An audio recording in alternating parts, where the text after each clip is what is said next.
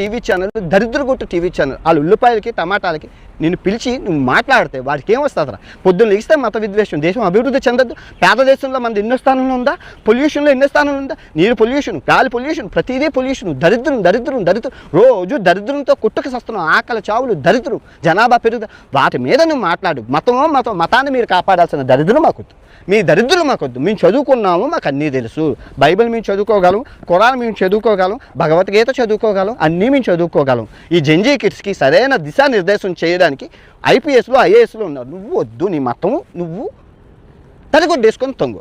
నువ్వేమైనా చెప్పాలంటే మన రాముడి గురించి, కృష్ణుడి గురించి గొప్ప విషయాలు చెప్పు, సంస్కృతి సాంప్రదాయాలు చెప్పు. పరాయి మతం కోసం నువ్వేమైనా మాట్లాడావంటే ఇంకా నీకు రక్త కన్నీరు, రక్త పింజిరే ఈ ఇయర్. ఓకే, రాసి పెట్టుకో.